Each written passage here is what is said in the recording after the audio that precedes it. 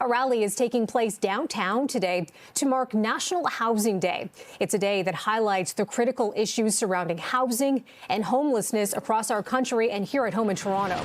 For more, I'm joined by CP24's Andrew Brennan. Andrew, I know that there have been a number of speakers addressing the crowd there. What sort of message are they sharing?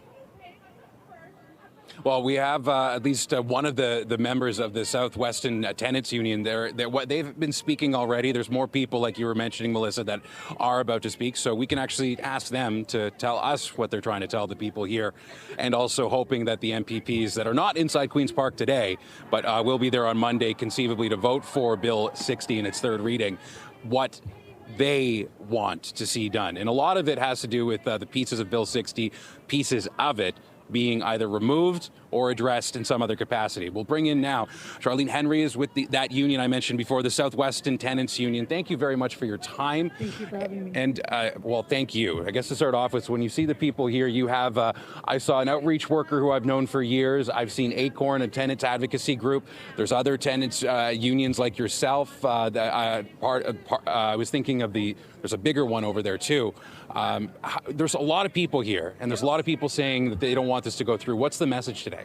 The message is that we need to stand up to the Ford government and ask them to kill Bill 60.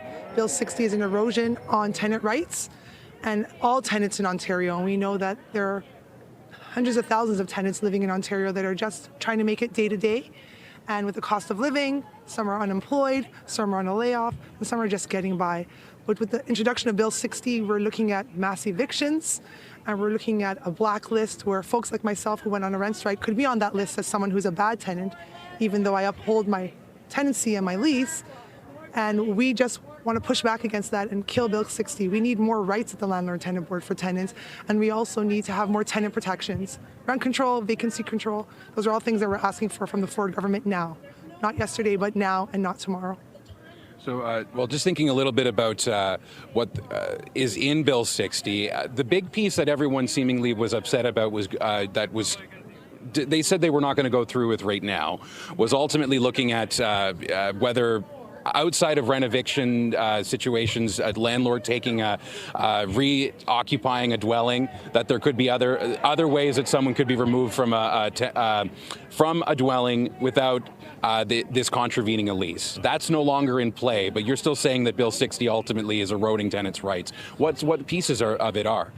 It's faster evictions. We know that folks are struggling financially. Folks are working multiple jobs to make ends meet. We know that in Ontario, the price of rent is very high, especially in the GTHA. The rent prices are exuberant, and folks are not making hundreds of thousands of dollars a year. They're just getting by paycheck to paycheck. So if someone were to have a hiccup and not be able to pay their rent on the first of the month as it's due, they're looking at having to pay that rent within 7 days instead of 14 days, as far as the Landlord-Tenant Board and the landlord serving them with a notice to pay their arrears. And we're asking for them to stay the same, not to change what's already in place, because, as I said, we need more tenant protections. Without tenant protections, tenants have the chance of being unhoused. We already have an issue with unhoused folks all across Ontario, especially in the GTHA. We don't want to add to it. We want to get people more housed right now. Another piece is looking at how much, if someone's in arrears before being able to potentially go before the tribunal, they would have to, under Bill 60 as it is right now, they'd have to essentially pay half of what is disputed to be in arrears before they would be able to have their day in court. Is that something that you find problematic?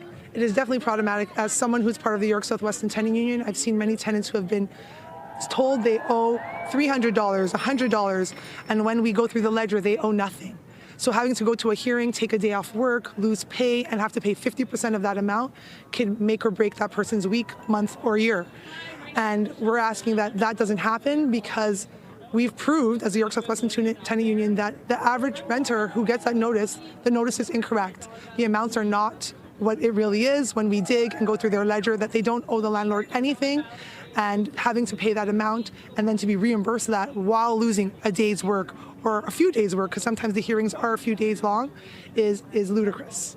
Charlene, this is the last question. I wish we had more time. I always wish we had more time. I wish my producers, I'm assuming they don't, but with the time we do have, If Doug Ford, the Premier, was in front of you right now, or he was in his office just over there, and you had a chance to tell him anything about what the experiences that you've had to go through, that other people here may have had to go through, or just what would you say to the Premier right now about Bill 60?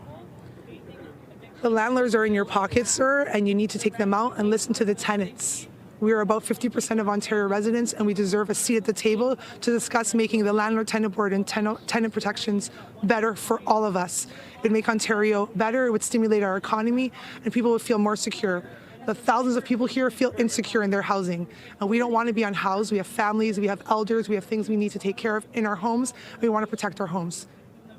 Charlene, thank you very much for your time. Thank you for having me. Thank you again. So this is, again, Charlene Henry from the I didn't get the name right before, York Southwestern Tenants Union. We appreciate your time, and we'll send it back to you, Melissa. There's a lot more people to talk to, but you heard the message from Charlene here.